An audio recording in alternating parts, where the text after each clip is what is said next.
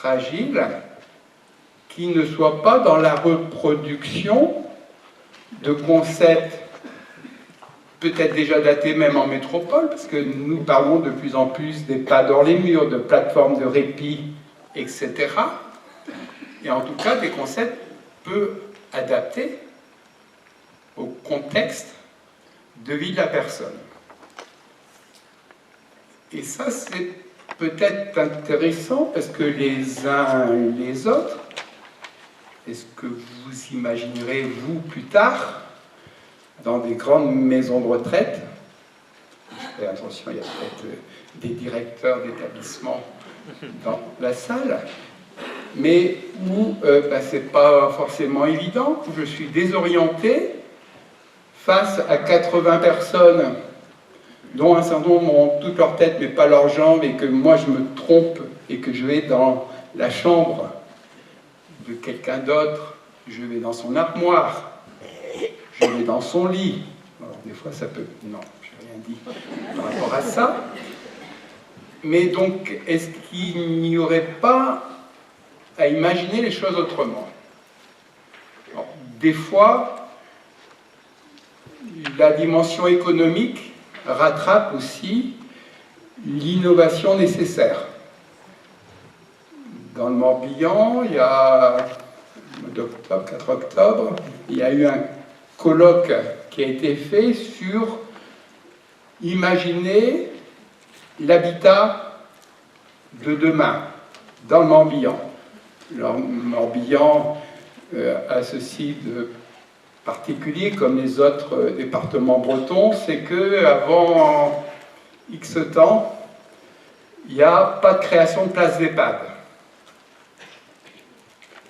Alors qu'il y a déjà des besoins extrêmes, surtout sur le territoire de l'Orient, et sans compter l'augmentation exponentielle, ici, des gens de 75 ans, 85 ans, soit des revenants. Ceux qui sont revenus au pays au moment de la retraite, ça fait toujours sourire le terme de revenant, et ça veut dire que c'est des gens qui reviennent avec une autre culture que la culture de leur pays, de leur région d'origine, et des retraités venant d'autres régions qui, pensant que le soleil qu'on partage et l'amitié qu'on partage 15 jours l'été, ça sera pareil toute l'année. C'est peut-être pas toujours le cas. Toujours est-il, c'est que ici, on est sur des territoires où on est obligé d'inventer de nouvelles formes d'accompagnement. Alors, j'ai commencé par l'hébergement, mais parce que ça pouvait être intéressant, parce que la plupart d'accompagnants que vous êtes, vous intervenez déjà en EHPAD. Alors, je ne sais pas comment vous êtes quand j'interviens dans des maisons de retraite avec du personnel qui dit « Ah, moi, vieillir jamais !» Plutôt me tuer que de rentrer en maison de retraite. Il y a un côté quand même un peu paradoxal d'avoir un emploi grâce à des vieilles personnes en perte d'autonomie. Si elles n'étaient pas là, je n'aurais pas d'emploi. Mais si en même temps, moi-même, j'ai une telle peur du vieillissement, ben, ce n'est pas forcément évident de pouvoir accompagner ces personnes pour qu'elles aient envie d'être en vie. Je ne vais pas vous redire ce que veut dire Jalma, j'ai toujours du mal d'ailleurs à prononcer le mot, mais j'ai l'impression que je ne suis pas le seul. Mais c'est bien la vie de personnes qui souvent n'ont plus envie de vivre. Que quand ils étaient jeunes, ben, l'espérance de vie était 65 ans et se sont projetées pour vivre jusqu'à 65 ans. Et un certain nombre d'entre elles vous disent « je suis en survie ». Et quand en plus elles ont pu ou dû perdre déjà un enfant, 2 enfants, 3 enfants, ça commence à être difficile parce que ce n'est pas le sens de la vie de rester après ses propres enfants. Donc comment faire en sorte qu'il y ait de la vie, mais déjà, comment faire en sorte que si c'est mon souhait, je puisse rester dans mon domicile. Alors il faut faire toujours attention avec les sondages. Si on va demander à des personnes de 60 ans et plus s'ils veulent rentrer en maison de retraite, 95%, elles vont dire non, je vais rester à domicile. Mais à 95%, elles sont autonomes et elles vivent à leur domicile.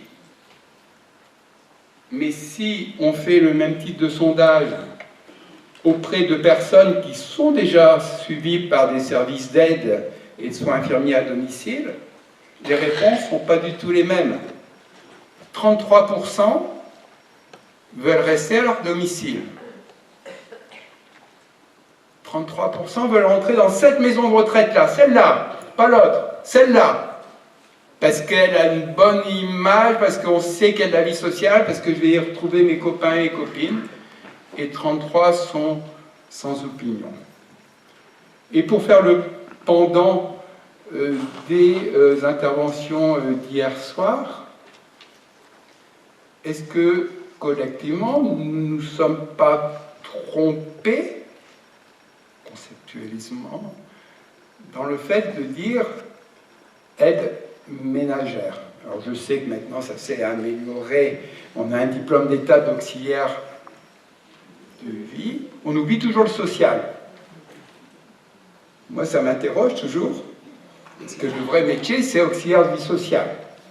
Auxiliaire de vie c'était un autre métier avant que la prestation de compensation du handicap se mettait en place. Pour des personnes très lourdement handicapées, c'était des personnes, des professionnels qui intervenaient à domicile avec des financements, des DAS à l'époque. Mais est-ce que le ménage, c'est simplement entretenir le sol?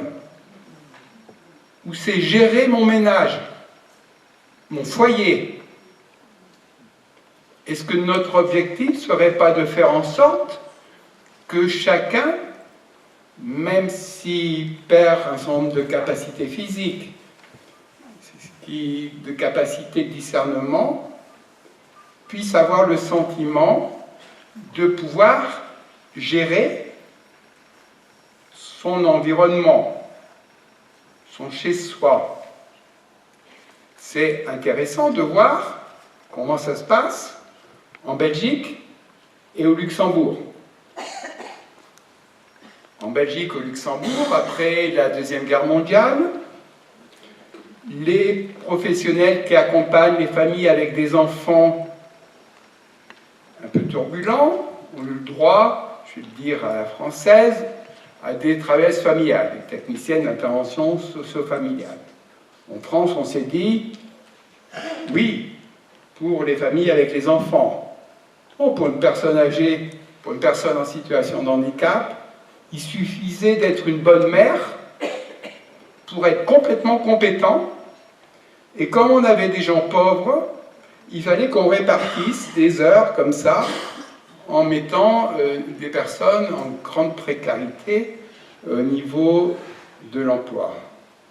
En Belgique, Luxembourg, c'est pas comme ça. Les travailleuses familiales qui interviennent auprès des familles avec des enfants un peu turbulents, elles interviennent aussi auprès des personnes âgées, auprès des personnes en situation de handicap. Ça veut dire qu'on a des professionnels plus formés, avec plus de responsabilités, mieux payés. Au Luxembourg, ce qu'on va appeler l'aide familiale, pas l'aide familiale, l'aide familiale, elle est payée 40% de plus que la personne qui fait que, c'est pas péjoratif, mais qui fait que du ménage. Est-ce qu'on a cet écart en France entre l'agent de service et l'aide-soignante? Pas trop. Et d'ailleurs, pendant la canicule en 2003, en Belgique, il y a eu aussi la canicule. Ce n'est pas forcément la hauteur de la température température, c'est le fait que pendant 3 jours de suite, nuit de nuit, la température ne descend pas à moins de 5 degrés et que le corps a du mal à réagir. En Belgique, pendant la canicule, les services d'aide et d'accompagnement à domicile ne trouvaient pas normal que le ministre régional n'accorde pas plus de 30 heures par semaine auprès de la même personne à domicile. 30 heures par semaine de quelqu'un bien plus formé, bien plus payé, avec plus de responsabilités. On n'est pas aux 30 heures par mois de quelqu'un, c'est un peu caricatural, mais à qui on va demander d'abord de lustrer les lustres, les cuivres. Donc il y a peut-être d'autres modèles. Je vais vous emmener un peu plus loin, en Argentine. Alors en Argentine, on est en train, la population vieillit, hein, on est à 15% de la population qui a 60 ans et plus. La famille, au niveau démographique, au niveau taux de fécondité, s'est réduit. Et les Argentins sont en train de réfléchir pour mettre en place des services à domicile. Mais ils ne se bagarrent pas pour savoir, ce que je vois depuis mes 41 ans que je travaille en gérontologie, qu'on se bagarre entre le maintien et le soutien à domicile. Là, on va parler de services d'attention à domicile. Alors, bien sûr, on en est dans la traduction littérale de l'espagnol en français, mais je trouve que cette notion d'attention à domicile est sûrement quelque chose d'intéressant. Hier soir, plusieurs intervenants disaient la difficulté des proches à garder leur positionnement de proches et pas penser devenir parents de leurs parents. C'est pas forcément évident quand je dois aider mon père, je dois aimer ma mère dans des gestes de la vie de tous les jours, dans des décisions existentielles, etc., de me dire, je suis toujours le fils de, je suis toujours la fille de. Mon père a 86 ans bientôt, ma mère est morte à 43 ans, mon père s'est remarié avec une petite jeunette qui avait 12 ans de moins que lui. Aujourd'hui, s'il perd son autonomie, qui a besoin d'aide à la toilette, ça va être elle, sûrement, qui va le faire, mais je ne vois pas pourquoi la société me demanderait de laver mon père. Je ne pourrais pas. Mais je peux lui apporter plein d'autres choses. Et donc, du coup, autant on parle d'aide à la parentalité pour des familles qui ont des problématiques à gérer avec des enfants un peu turbulents, est-ce que nous ne pourrions pas imaginer de l'aide à l'enfantalité, c'est-à-dire comment je reste enfant même si je dois aider mes parents dans des décisions, dans des gestes de la vie de tous les jours. Mais du coup, ça veut dire qu'il y aurait sûrement besoin, ou un intérêt pour la société, de soutenir avec des compétences ces familles autour de leurs parents en perte d'autonomie.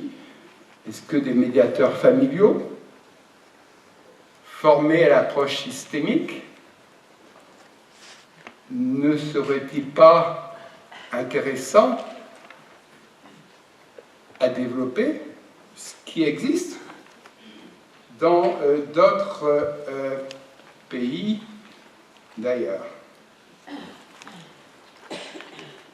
À côté de ça,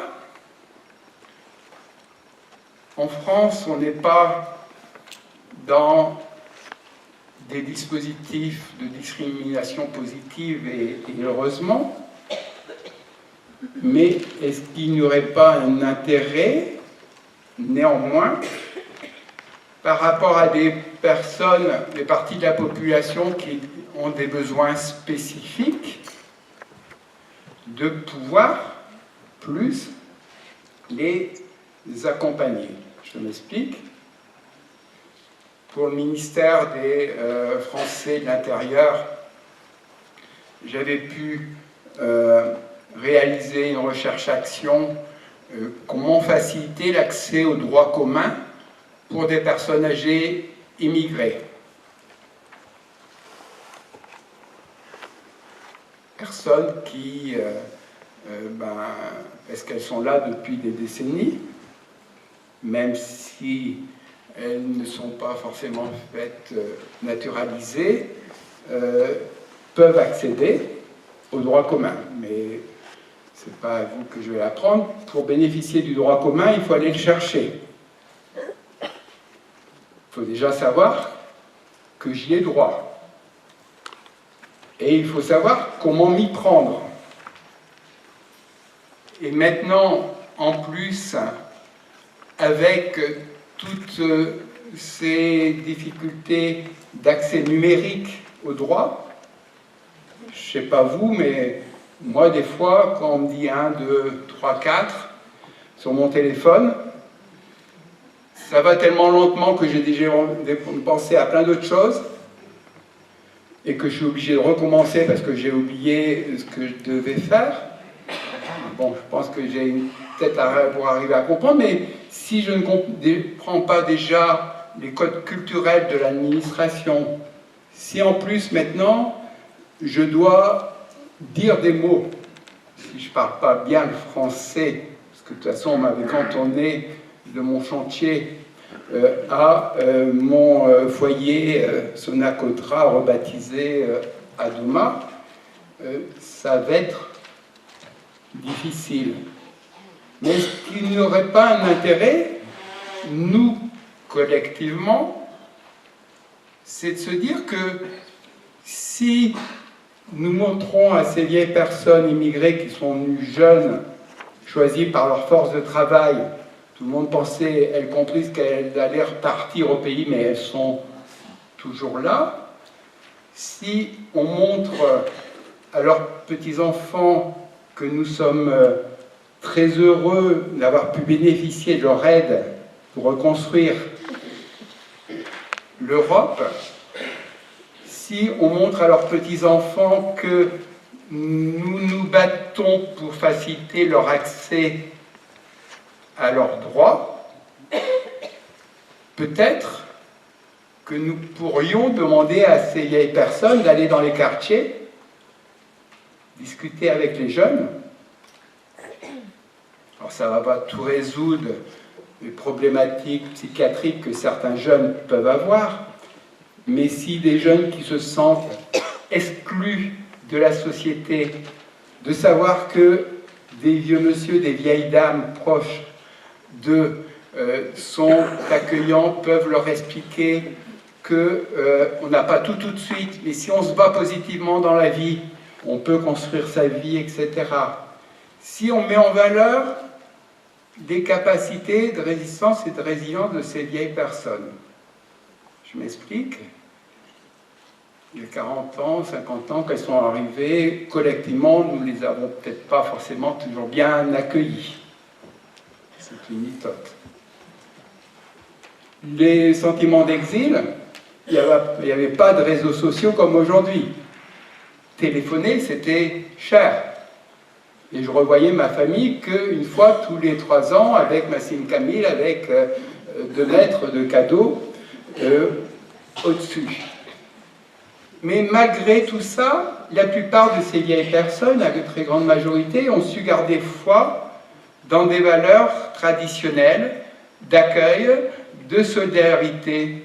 Donc pour moi, elles ont une grande capacité de résistance et de résilience qui serait intéressant d'optimiser pour nous, société française, et pour qu'il y ait de la cohésion sociale, cohésion sociale, qu'on soit dans une société inclusive, comme le prône le Conseil de l'Europe.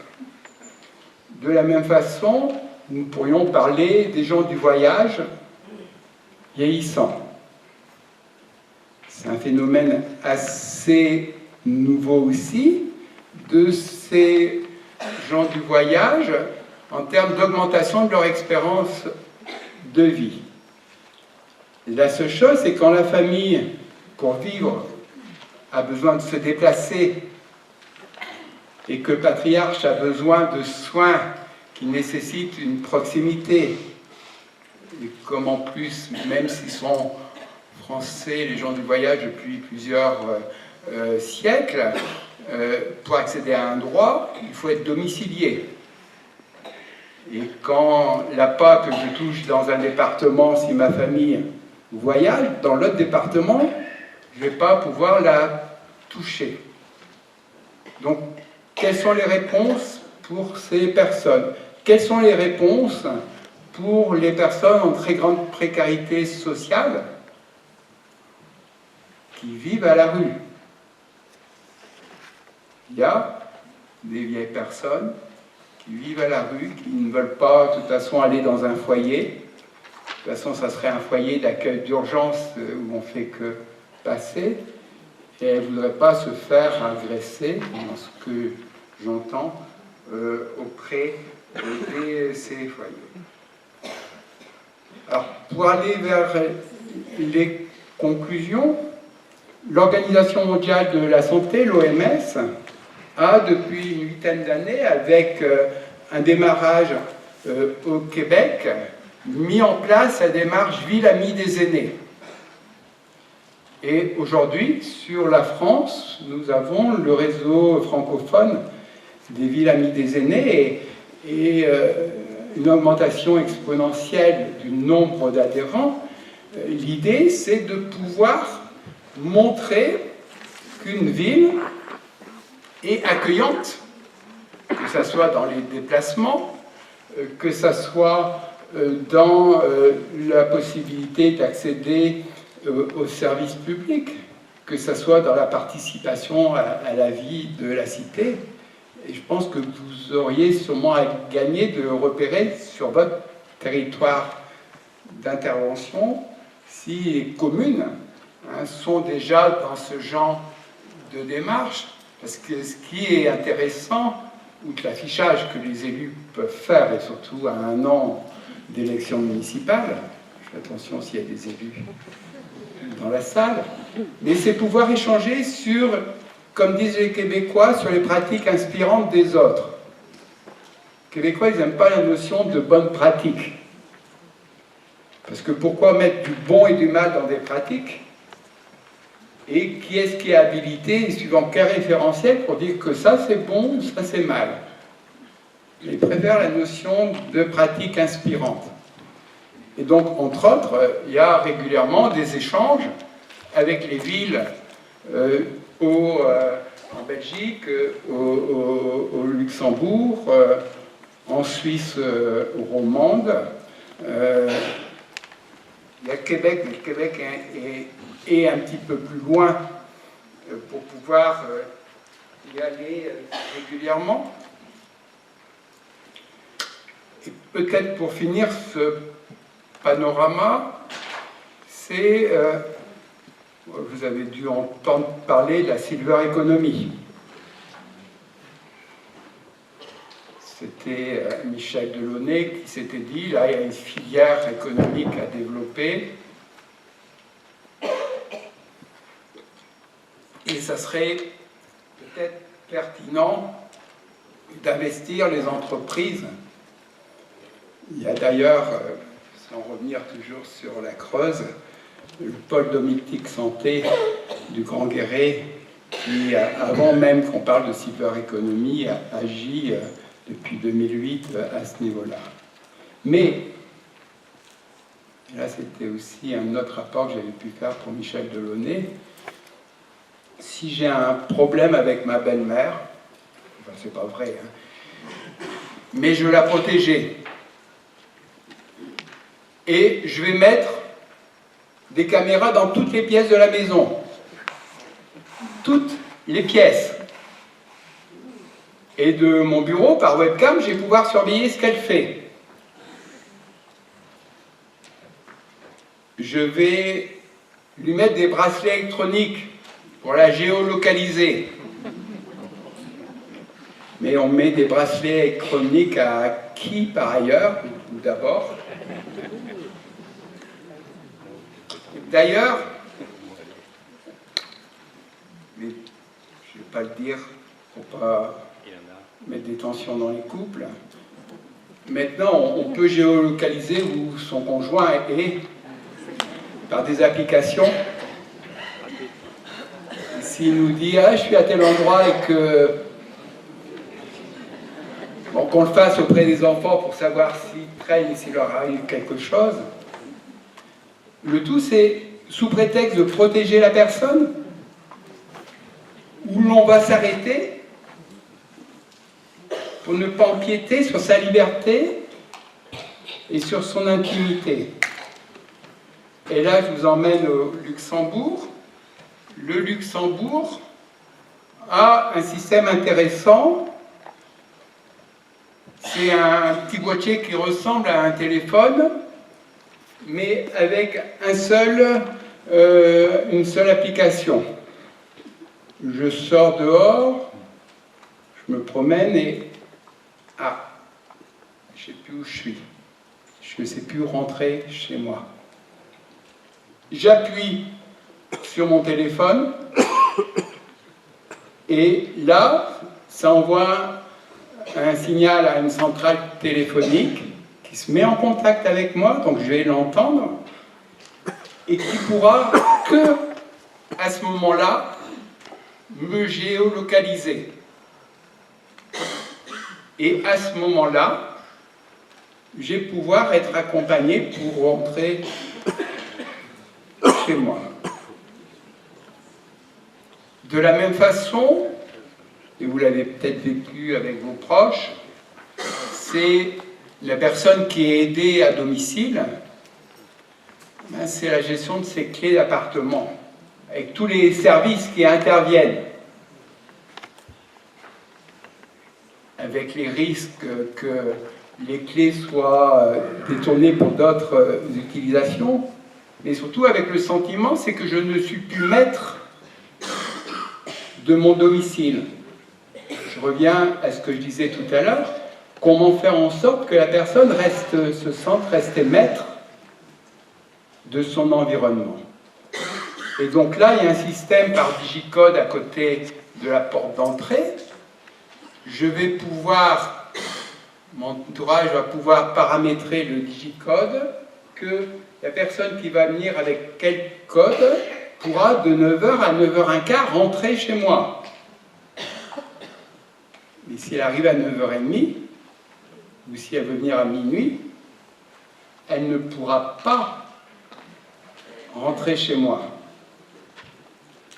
De la même façon, la ville de Bruges, en Belgique du Nord, en Flandre, a organisé l'ensemble du centre-ville avec des systèmes de Wi-Fi qui permettent de repérer les personnes qui sont répertoriées et qui pourraient, parce qu'elles dépasseraient tel périmètre, mettre leur vie en danger. Alors, bien sûr, tout ça, ça ne doit pas remplacer, je pense, l'entraide humaine, et je pense qu'en Bretagne, mais aussi sûrement dans d'autres régions, quand on a une maison de retraite, il y a sûrement aussi une vigilance collective des voisins de l'établissement quand ils voient quelqu'un qui savent se mettre en danger, pour pouvoir répondre, etc. Parce que derrière tout ça, est-ce que nous n'aurions pas un intérêt de se dire qu'il faut peut-être repenser le système de la société? L'État-providence, oui. Mais est-ce que nous n'avions pas, outre le fait que les moyens de l'État-providence sont plus forcément là, mais est-ce que nous n'avons pas trop tout délégué à l'État en oubliant notre propre responsabilité personnelle, familiale, mais aussi de voisinage?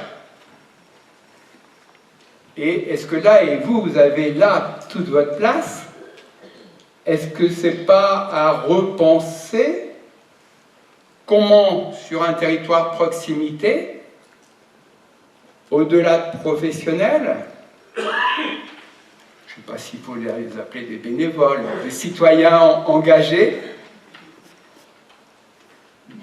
voisinage, et qui fera des pauvres a entre autres travaillé sur cette notion-là, avec des systèmes d'application de réseaux sociaux, etc. Mais est-ce que, quand je vois votre nombre, votre force, est-ce qu'il n'y a pas là tout un intérêt de vous projeter sur vos territoires de proximité avec tout le savoir-faire, le capital social que vous avez accumulé pour certaines depuis quelques décennies? Est-ce que ce capital social ne pourrait pas aider les voisins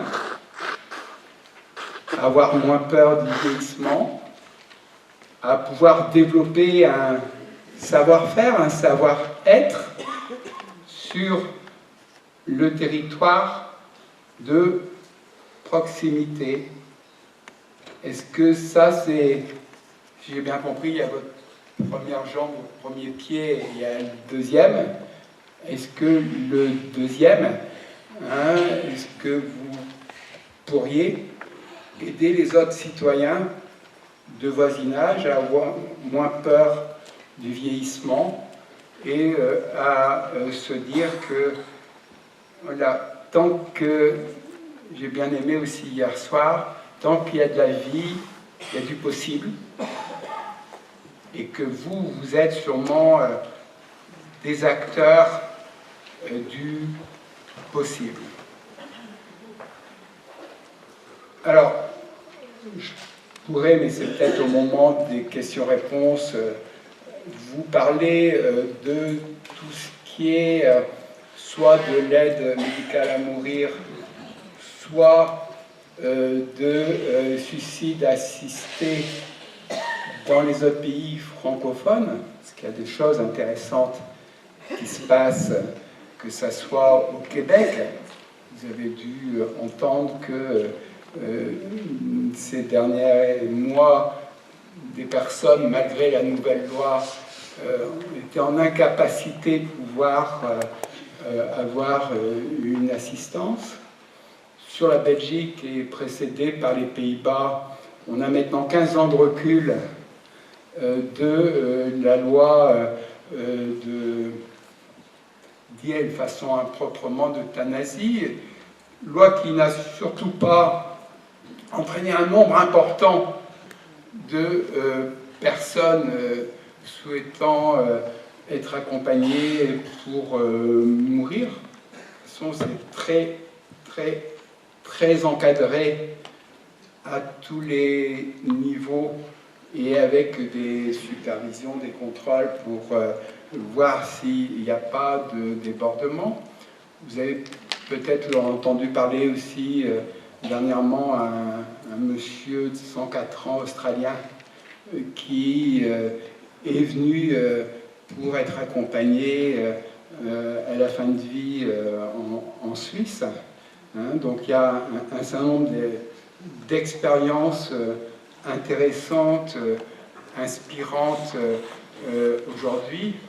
Mais derrière tout ça, c'est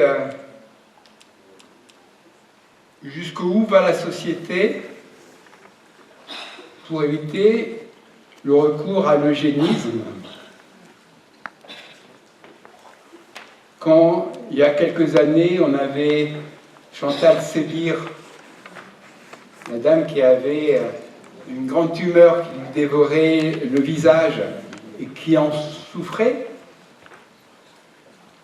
quand elle demandait à la société de l'aider à mourir, autant à la même époque, il y avait Vincent Humbert, pas Lambert, Humbert, qui lui avait eu un accident et avant d'être en état végétatif avait dit qu'il ne voulait plus mourir.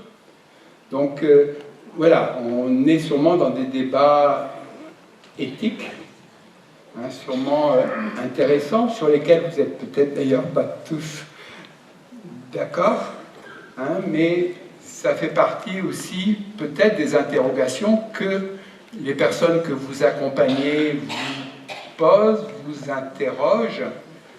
Toujours est-il que aujourd'hui en France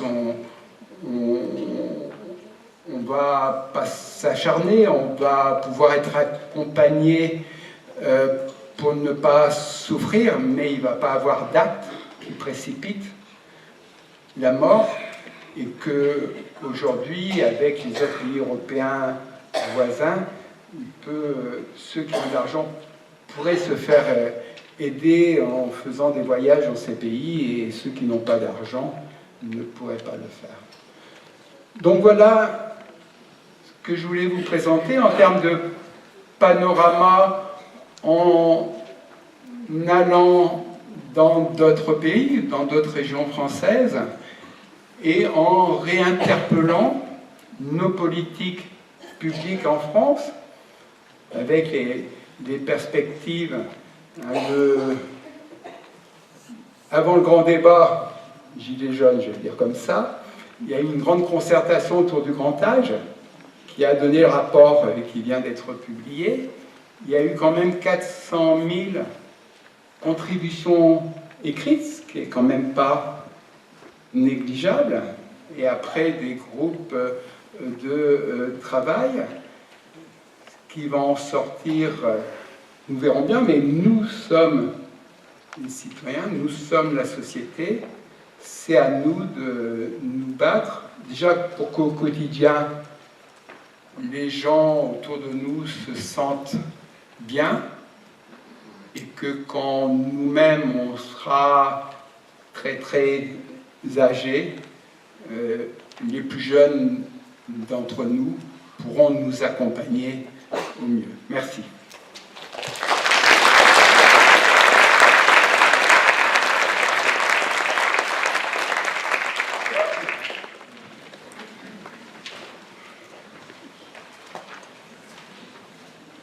Alors maintenant, nous avons une trentaine de minutes d'échanges, réactions, débats, témoignages. Vous pouvez ne pas être d'accord avec ce que j'ai pu dire.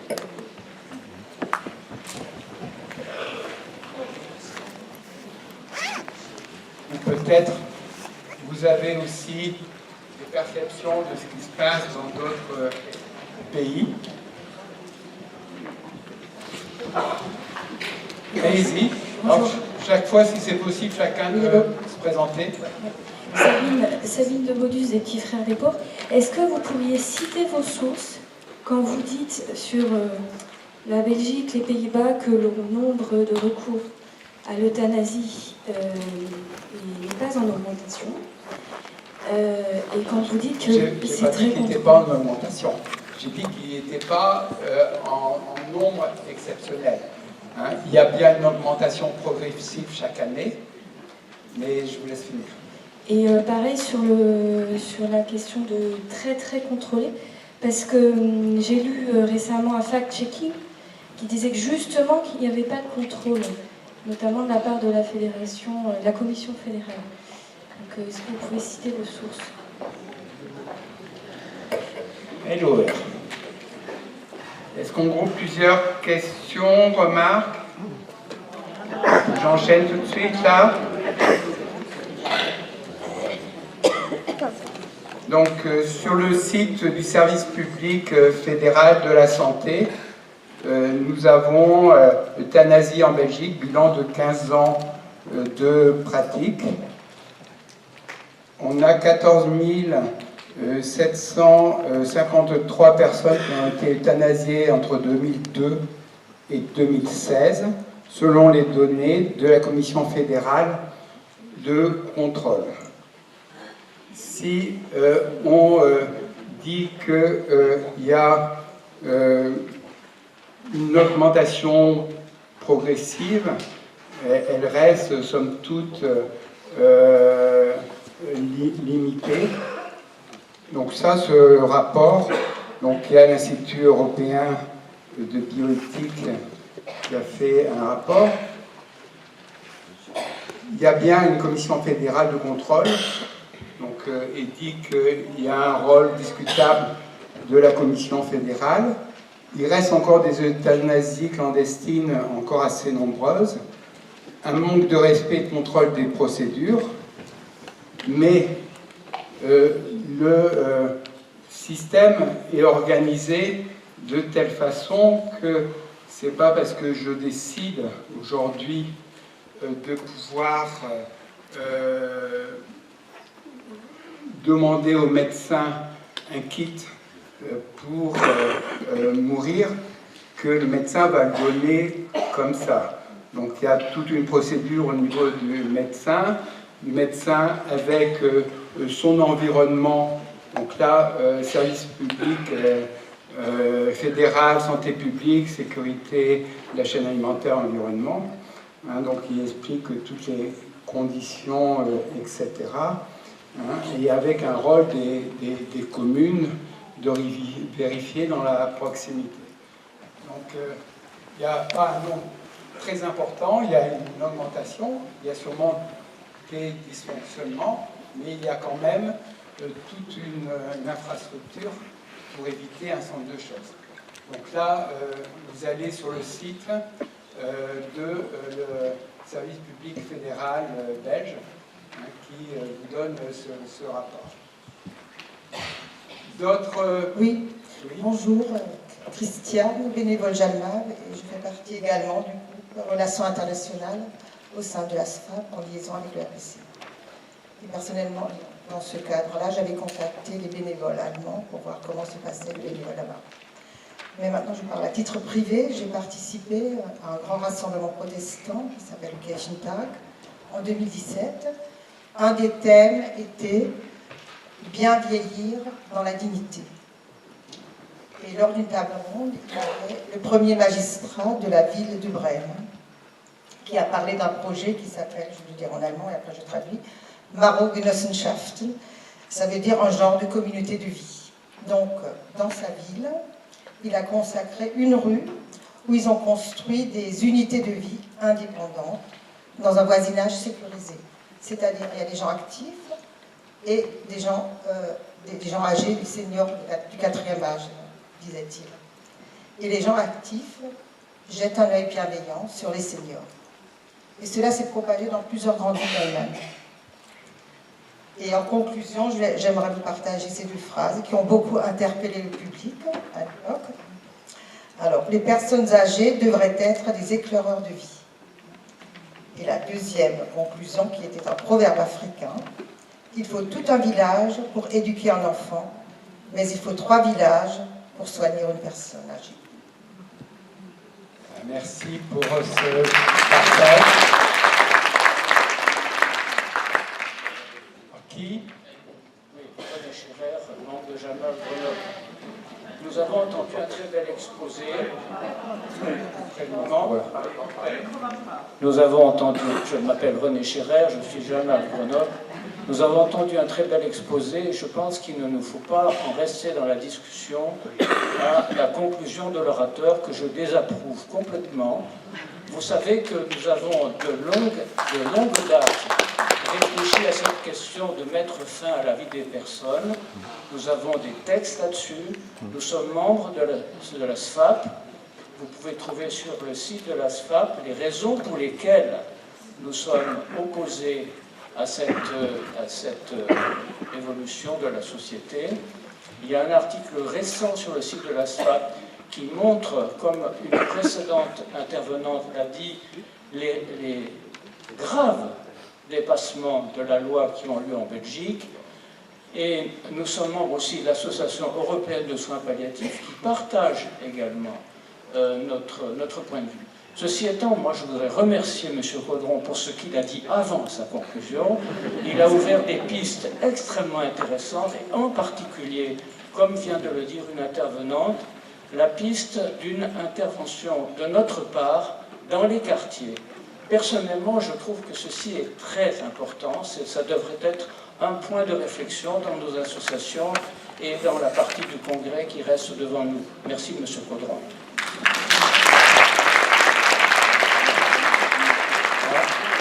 Merci. Juste, ce n'était pas mes conclusions. J'ai cité le rapport de l'administration publique belge, mais j'entends bien que c'est quelque chose à débattre. Bonjour, Elisabeth Dambricourt, bénévole Jalmal Morbihan. Quand vous avez parlé de votre père qui a épousé une personne plus jeune et vous avez dit qu'elle allait s'occuper de lui, moi je me dis que si je suis obligée de m'occuper de mon mari et lui changer ses couches, j'ai pas envie, parce que c'est pas ma relation avec lui par rapport au regard que j'ai. Donc je pense pas que ce soit ma place et je pense que lui il voudrait pas non plus. Voilà. Merci pour ce témoignage sensible. Oui, Gisèle, valdoise, bénévole valdoise. Nous avons rencontré des familles d'accueil. On n'en parle pas beaucoup. Ce sont des personnes qui reçoivent à leur domicile soit des personnes âgées, soit des personnes handicapées. Et elles peuvent avoir une, deux ou trois personnes dont elles s'occupent comme si c'était un membre de la famille. Donc c'est aussi une manière d'accueillir chez soi une personne âgée. Vraiment, ce sont des gens admirables. Mais on n'en entend pas trop parler. C'est un système effectivement qui existe, qui a été codifié de plus en plus depuis 1989. La seule chose, c'est que effectivement, suivant les départements, c'est plus ou moins promu. Et qu'il y a sûrement là aussi dans les proximités. Le tout, c'est pour ce système, comment permettre à ces familles d'accueil de prendre du repos, parce que c'est elles qui doivent payer leurs remplaçants. Et on pourrait très bien imaginer dans le développement aujourd'hui du baluchonnage, enfin du relayage, puisque c'est le terme, puisque le concept de baluchonnage est protégé, comment on pourrait imaginer un système de remplacement comme on remplace les dents pendant qu'il a besoin de souffler pour soutenir ces familles d'accueil qui des fois ont des personnes très lourdement en perte d'autonomie ou avec des grands troubles de discernement. Alors, Françoise Jalmal-Vivienne. Alors moi, mercredi, nous avons fêté les 100 ans de ma belle-mère. Et j'ai été surprise parce que nous avons invité les voisins. Et il y avait beaucoup de monde. Les voisins de tous les âges sont venus. Et là, j'ai trouvé une solidarité fantastique. Vraiment, on a pu échanger. C'était vraiment merveilleux. Mais les conditions, il faut des conditions pour ça. Ma belle-mère est là depuis 40 ans et il faut donc un environnement assez stable pour que se crée. Elle a su créer cet environnement. Alors à nous aussi de créer, nous tous autant que nous sommes, créer cet environnement autour de nous. Elle l'a fait. Vraiment, j'ai trouvé que c'était extraordinaire, quoi. Et les voisins nous ont dit, mais nous sommes là, nous la surveillons, enfin surveillons entre guillemets, nous veillons sur elle. Et ça c'est vraiment... alors il y avait des très jeunes, et des plus âgés, il y avait vraiment... c'était... je trouve que dans un quartier, ça peut se faire, quoi, ça peut... voilà.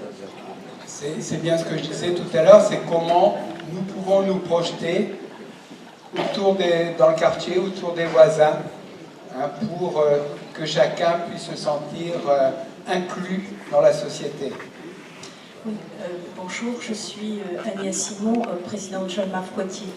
Je voulais dire de ne pas avoir un regard trop négatif sur les EHPAD. Je prends pour exemple, la semaine dernière, les établissements Corian avaient organisé, 4 EHPAD, donc, qui dépendent des établissements Corian, avaient organisé des rencontres de ces 4 établissements. Et nous avons eu des expériences, enfin, des témoignages de soignants, de personnes âgées hospitalisées dans ces EHPAD, qui nous ont montré combien il y avait de la vie grâce au personnel soignant, aux ergothérapeutes, aux animateurs, et surtout des échanges avec la société et les villages. Voilà. Et dans les EHPAD, dans les villages justement, il y a les écoles, les enfants des écoles qui viennent par exemple le mercredi jouer avec les personnes âgées.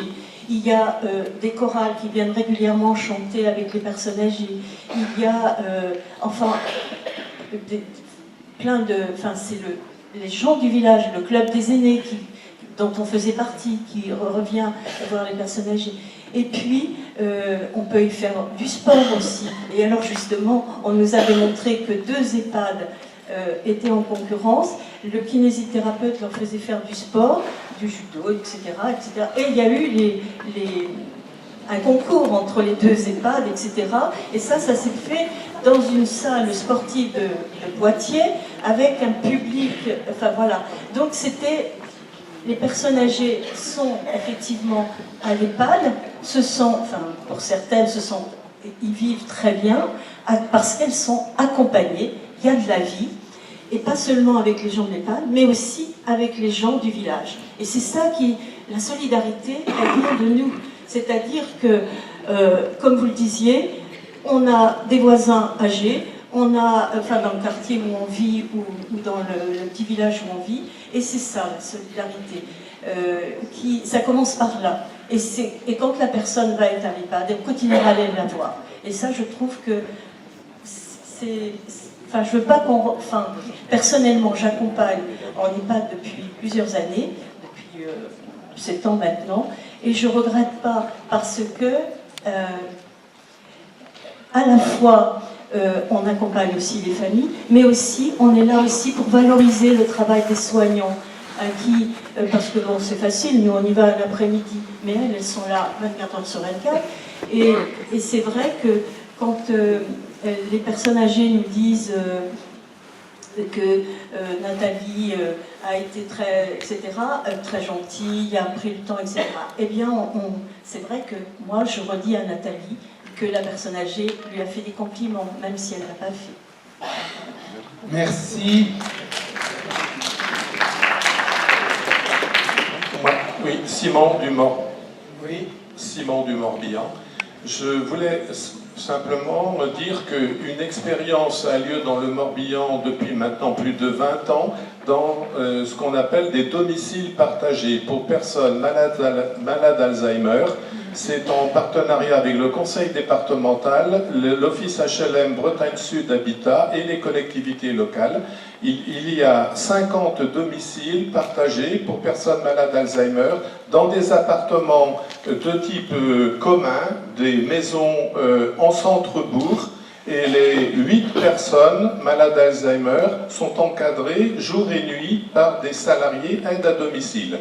Ce n'est pas la perfection, mais ça permet aux personnes malades d'Alzheimer de se retrouver dans un lieu commun, entourés par des voisins de droite et de gauche, et des personnes, ils vivent dans leur propre commune. Ce sont des expériences souvent dans les milieux des communes rurales. C'est une expérience qui semble bien répondre aux attentes des personnes Alzheimer et de leur famille. Merci. Bonjour, Michel du Val d'Oise. Tout le monde doit connaître cette notion de voisin vigilant qui existe dans pas mal de communes. Et la notion, c'est plutôt sécuritaire. On surveille pour pas qu'il y ait des vols. Et moi, je trouve que ce serait très bien de détourner cette chose-là en disant aussi voisin vigilant par rapport aux personnes âgées autour de soi. Pas seulement au niveau qu'il n'y ait pas de vol chez moi, mais aussi de façon beaucoup plus fraternelle et de soutenir, de veiller sur ces voisins. Est-ce que les personnes qui représentent les petits frères d'époque pourraient nous expliquer le côté réseau social que vous avez mis en place pour permettre justement ces rapports de voisinage? Oui, c'est un dispositif qui s'appelle Voisinage, qui a été créé autour d'une communauté, un réseau communautaire, les personnes qui souhaitent s'engager dans ce dispositif, en fait, s'inscrivent, elles rencontrent une personne, une salariée de l'association, un entretien. Et puis ensuite, c'est pas considéré comme du bénévolat, mais plutôt du volontariat. Et elles sont mises en lien avec une personne âgée signalée par des réseaux d'assistants sociaux ou de clics ou autres, parfois un peu de la famille, mais c'est surtout les professionnels qui signalent ces personnes. Et ça crée un réseau de vigilance, un réseau de convivialité autour de la personne âgée qui est bien souvent chez elle.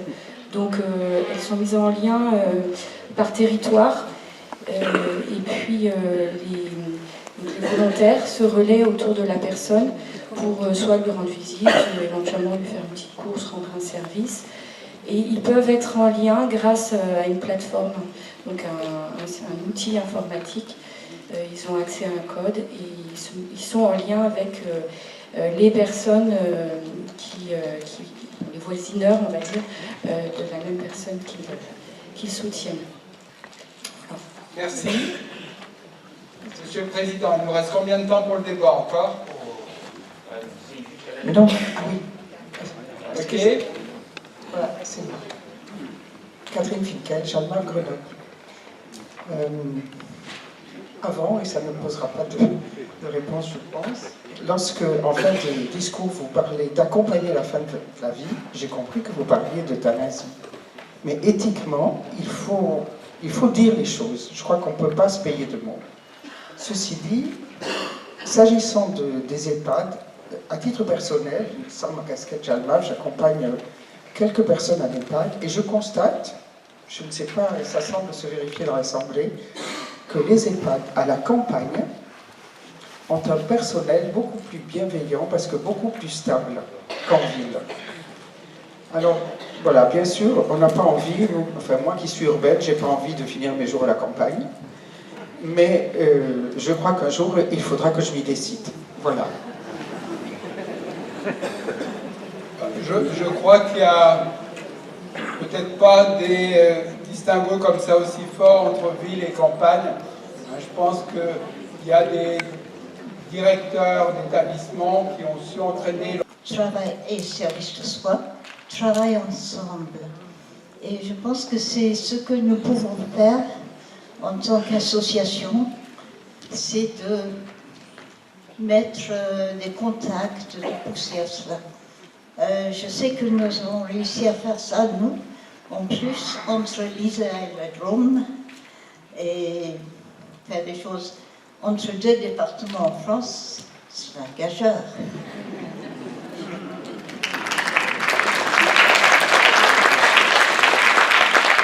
Merci Madame. Hier soir, vous aviez déjà eu presque le mot de la fin aussi, et vous faisiez le lien avec ce qu'avait dit le maire de Lorient dans son discours inaugural. Là, ce que vous venez de pointer, c'est la nécessité que vous, Jalmar, vous travaillez avec les autres acteurs localement, et c'est ce que nous allons voir lors des tables rondes par la suite. Vous ne pouvez pas agir seul, comme les acteurs locaux ne peuvent pas agir sans vous. Et qu'est-ce que vous pouvez leur transférer en termes de savoir-faire, de savoir-être et de savoir. Qui veut prendre encore la parole devant ici? Il arrive le micro. Oui, Claude, Jalmar Calvados. Je reviens sur l'accompagnement des malades, il faut dire des malades en fin de vie, des personnes. Et effectivement, beaucoup se sentent mal à l'aise, surtout les enfants, parce qu'ils disent c'est pas mon rôle d'enfant d'accompagner, de faire la toilette, prendre la température, et ça je le comprends très très bien. Mais là où je comprends moins bien, et là-dessus la loi est très claire, c'est sur le conjoint. On se rappelle tous le jour de son mariage, et il y a quand même le jour du mariage, il y a un article qui est cité, c'est l'article 212. Respect, fidélité, secours et assistance. Et comme M. Conneron l'a bien dit, je comprends bien qu'on ne veut pas jouer ce rôle, mais ce n'est pas pour autant qu'on en perd la responsabilité. Et je crois qu'il faut être responsable jusqu'au bout dans la vie qu'on a eue avec son conjoint. C'est qu'il soit bien masculin ou féminin, c'est deux choses tout à fait semblables. Il ne faut pas perdre de vue la responsabilité qu'il ne faut pas perdre, qu'il faut garder